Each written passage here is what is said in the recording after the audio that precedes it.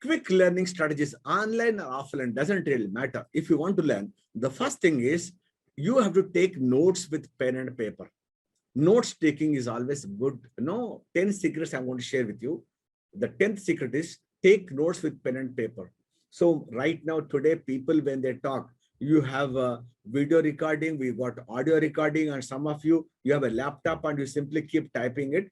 But people say, when you compare it to anything that you type or record, if you take one pen and paper, if you write something in your own words, is going to be much more useful. So take notes with pen and paper. To speed up your learning, skip the laptop and take notes in the old-fashioned way with the pen and paper. So you have a paper and you have a pen, you are writing it. So when you are writing, you not only your pen, not only your hand, but your brain is also involved in this. So you are going to be that much more committed. Your concentration level is going to increase. That's why my recommendation would be use pen and paper to take the notes. So research has shown that those who type in the in their lecture notes, process and retain the information at a lower. Okay, those who take notes by hand learn more. So those who take notes, they learn much more than other people. Okay, so this is very important for all of us. Okay, and secret number 9, have effective note taking skills in memory and also in the speed reading. I never spoken to you about note taking. Note taking means whatever teacher is saying, simply don't just write it down. What we should do, there's a way how you make notes. So the better your notes are, the faster you are going to learn. I always, so whenever I'm reading, what I used to do, when my teacher is trying to emphasize one particular point, I used to have one highlighter pen and I used to highlight that particular point. Maybe I will underline that point in the textbook, or else I got a notebook, and whatever the key words that she is telling, I will make them known. So strategies for note taking: listen and take notes in your own words. Instead of you simply following, take notes in your own words. Okay, and then leave spaces and lines between main ideas so you can revisit them later and add information. Develop a consistent system of abbreviation and symbols to save time. That means what? So like, shorthand, when judges, when they give any judgment, the stenographer, there's something called shorthand. They have all the symbols like that. For everything, you have some symbols you develop. So you know that you can quickly take the notes and write in phrases, not complete sentences. So no need to write the whole sentences. If you write those key words, and when you look back in the notes, you'll be able to recollect as to what your teacher must have told you. So this will compel you actually to get back to what the teacher was telling. Learn to pull out important information and ignore trivial information. So whatever is important, you should make notes. So very important that we have to take down the notes. This is how we take the notes. This is secret number 9. Now, secret number 8. Okay. Distributed practice. What is distributed practice? See, using short, spaced out study sessions will encourage meaningful learning as opposed to long cram sessions. So distributed practice, that means some people say, I want to sit for 4 hours, 5 hours at a stretch and I want to read. My recommendation, don't do this, because like 2020 match, why do you think they have come? Earlier we used to play 5 days cricket match. We used to call them test match. Then people thought 5 days, no one can go. No one can concentrate. No one can follow. Then came 50 over 1 day matches. Then they said even 1 day match is too big thing to do. So let us play 20 matches. Why? Our concentration can only be for 20 minutes. That's what people said. So what I'm saying is, read for some time, give a break, again read for some time. Why? Whenever you're reading for small, short spells, the first few things, okay? So beginning, what you read and what you learn, that you remember automatically. The last thing, so the recency effect, okay? And the last one, first and last, automatically brain will remember. And whatever little middle is there, if you can use some memory techniques that you have learned, it will become very easy for you. So take thorough notes while the topic is being discussed. Then take few minutes to look over your notes, making any additions or changes to add detail and ensure accuracy. So once you take down the notes, it will be very easy for you. So my recommendation would be, distributed practice. So read, break, again read. This how is going to help you a lot. Secret number 7, study, sleep, and more study. Study, sleep, and more study. Remember, I told you that anything that you want to remember for a long time, tomorrow you're supposed to be giving a speech in the college. You're supposed to be making a presentation. Your teacher told you that question number 8 is very important. This is going to come in exam. You have to remember and come. And you know, most important, you have to remember that. And whenever something that they told you, I told you in the memory class, you may be reading that particular theorem, that particular answer, that particular speech anytime. But before you go to sleep, that should be the last thing that you will revise before you go to sleep. And you sleep off. Then what will happen? Your subconscious mind will keep on storing that information, keep on storing. And then when you get up in the morning, before you open up any other book, after you come out of the washroom, the first thing you should study is what you read before you go to sleep. If you can do that, that speech, that theorem, that answer, you're going to remember for a long time. So study, sleep, and more study. So sleep, when you sleep, your brain is going to remember for a long time. So there's a strong connection between sleep and learning.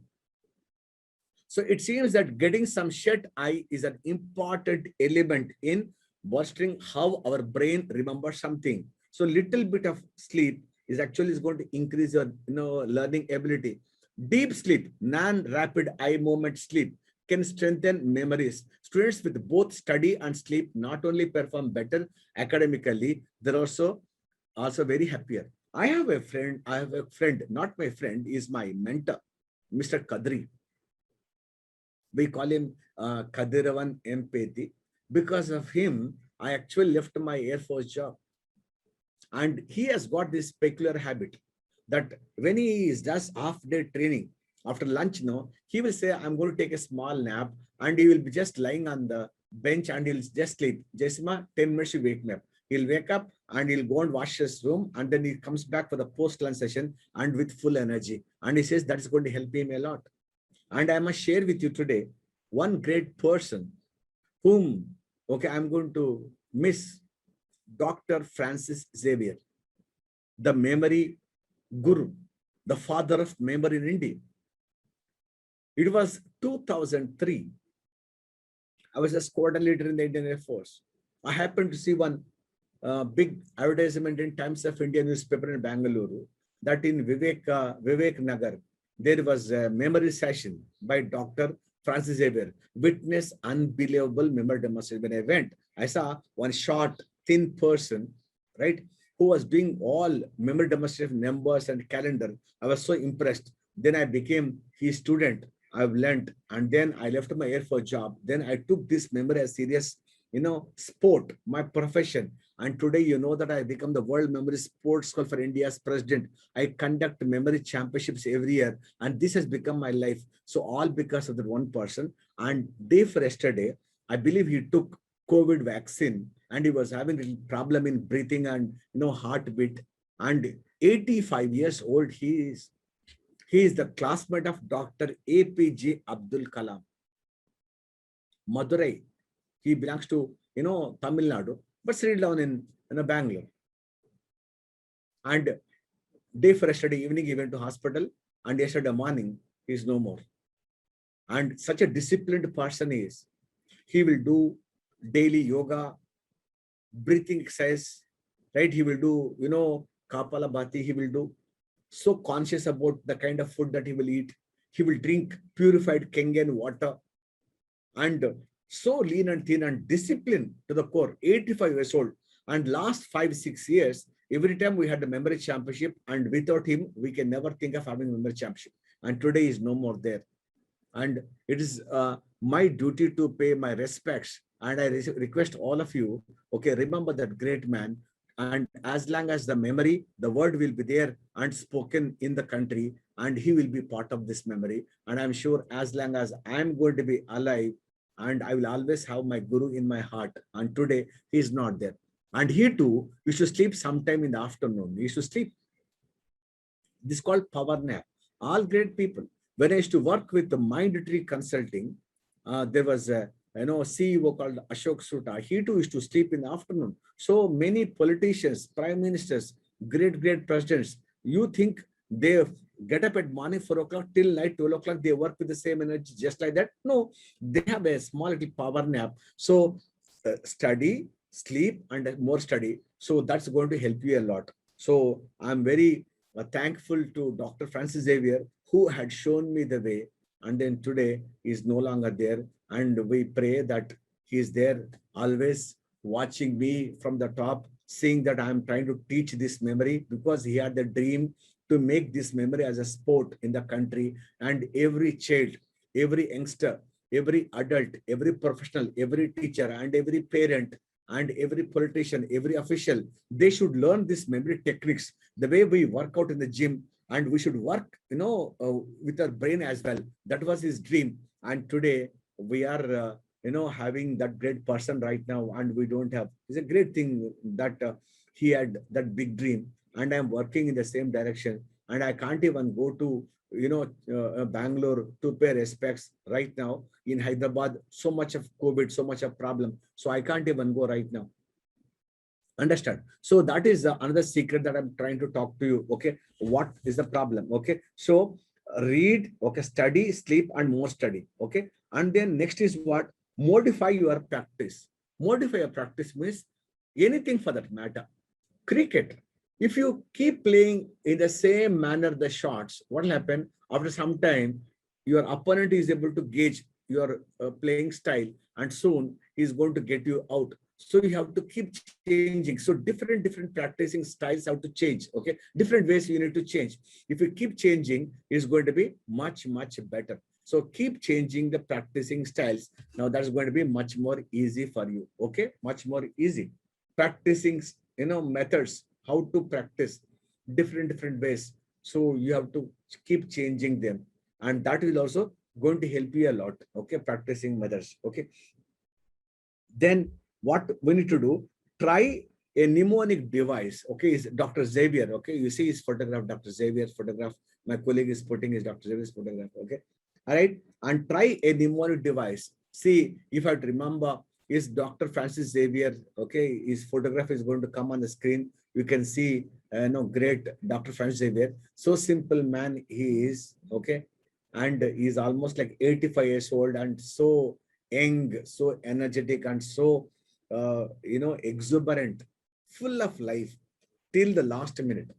I happened to speak to him just 1 week before, and he said, Jayasimha, how are you? Take care of your health.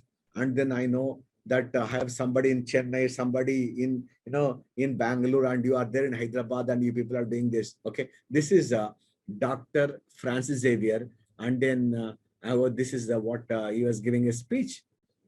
Physically, he may not be there, but I'm sure emotionally, spiritually, is always connected to all of us. Okay, so this is me inviting him. Never ever I did any memory championship without my guru having him on the stage. Always I had him on the stage, and that's how we did all these memory championships. Okay, so he is there with me. Okay, right now, right. So this is Dr. Xavier. Last year we had memory championship, and that's where he had come. Okay, I'm talking about 2018. Okay, so modify your practice, right? And then next what?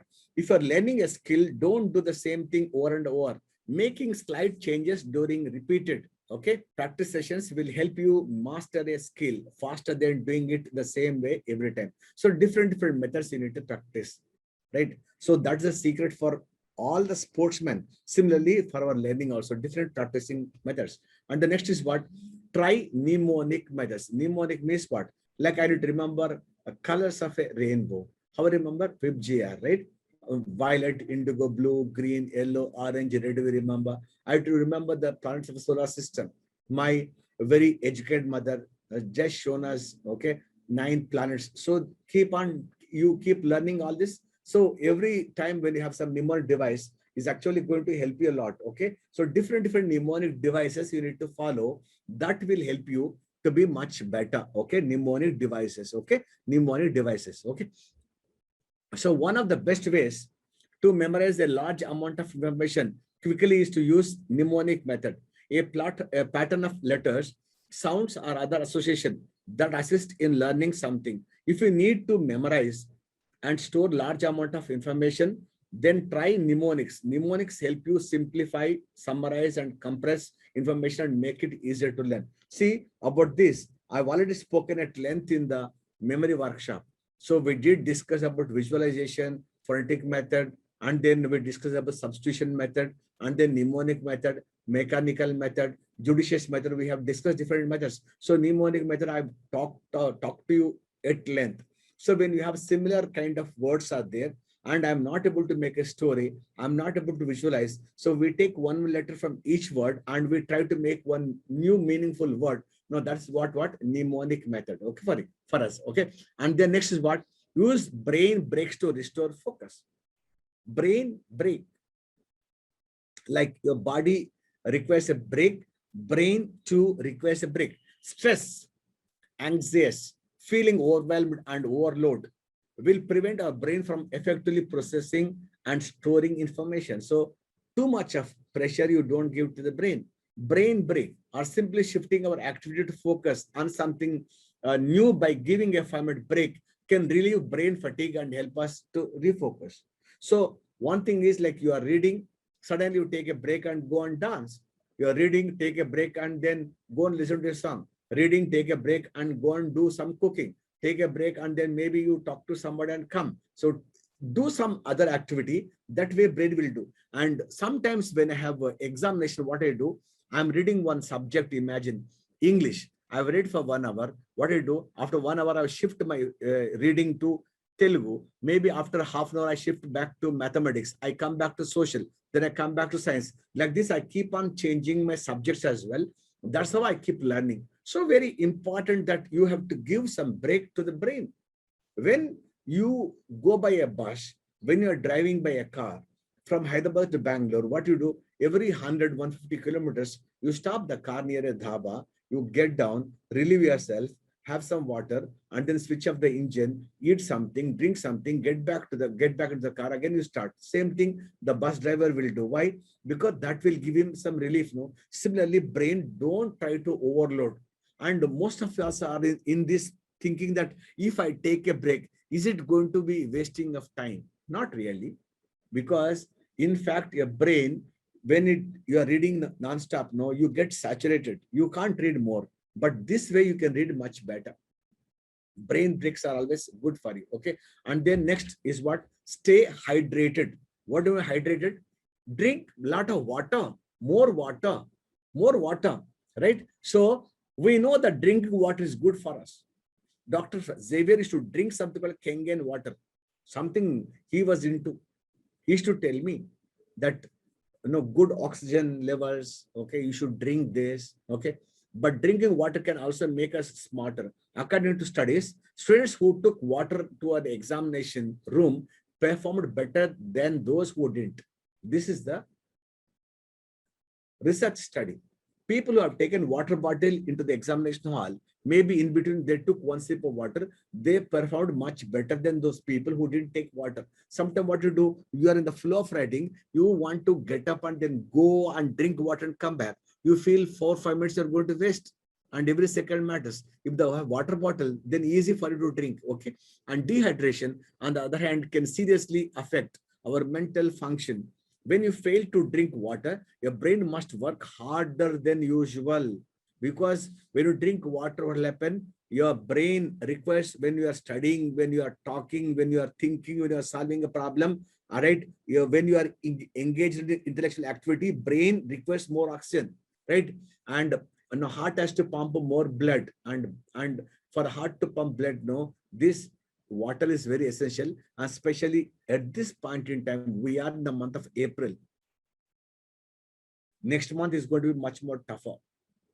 And Corona, COVID-19 is everywhere. You are staying indoor. You should stay indoors. And you should drink a lot of water.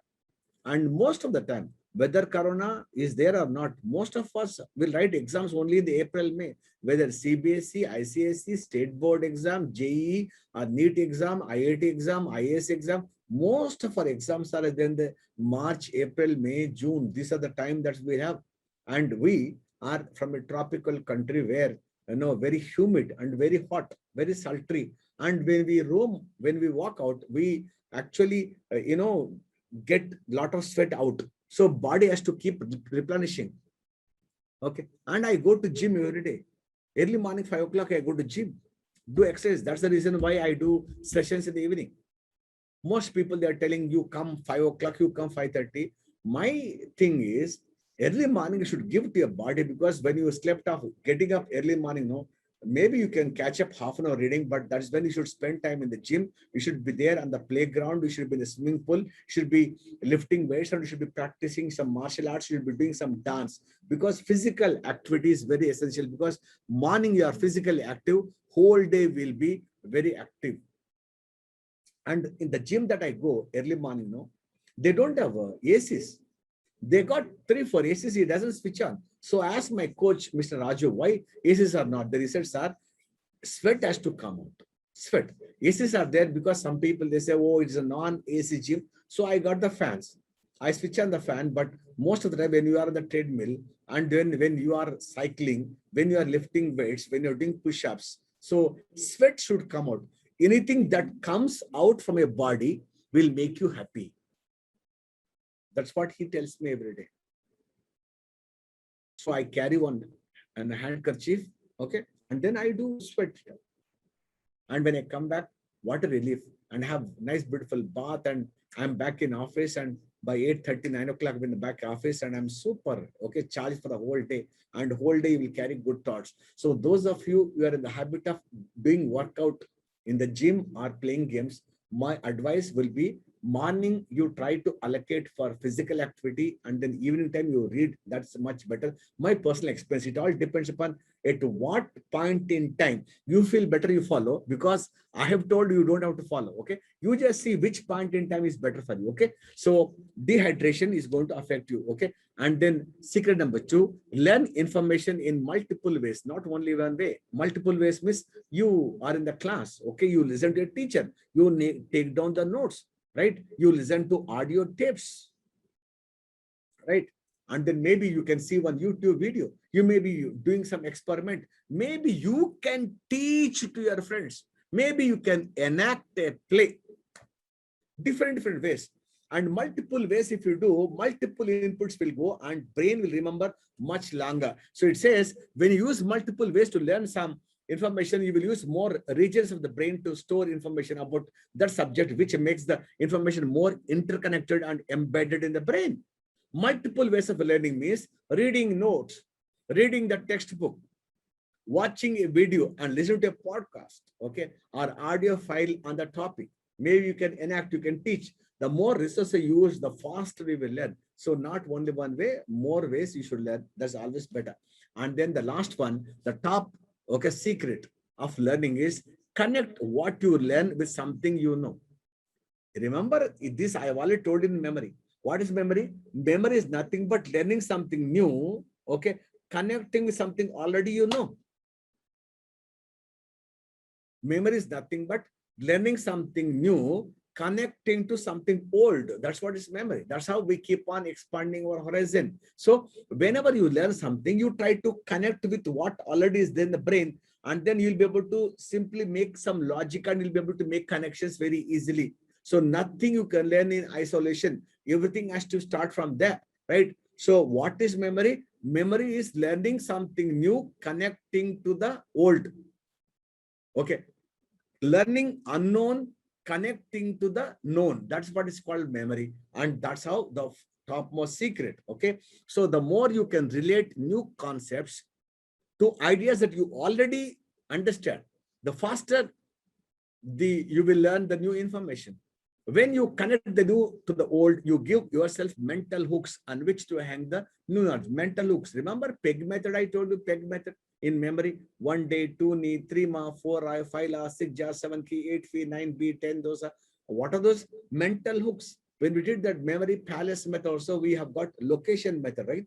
All of them are hooks. So we are creating some hooks in the brain and we connect this information. And once you get this information, automatically you go to the next information. So these are the 10 different ways how you can learn. Understand this? So get all of them clear. And let me just tell you, we need to quickly adapt to learning strategies, whether it is online or offline learning, whichever is there. You can't say only I will learn offline, only I will learn online. So you can have both of them. So when the school colleges start, go your classroom, attend physical classes, and when you come back, substitute that, supplement that what you learned with online. So when it comes to knowledge, when it comes to wisdom, when it comes to information, when it comes to the knowledge, online is much more cheaper, easier, and then quick to have. But when we want transformation, when we want ethics, values, some change in a behavior, in attitude, when you want to grow as a human being, right? When you want to have patriotism, when you want to become best human being, offline is much better. So you have to connect both of them, and very important. So you can never ever replace a teacher.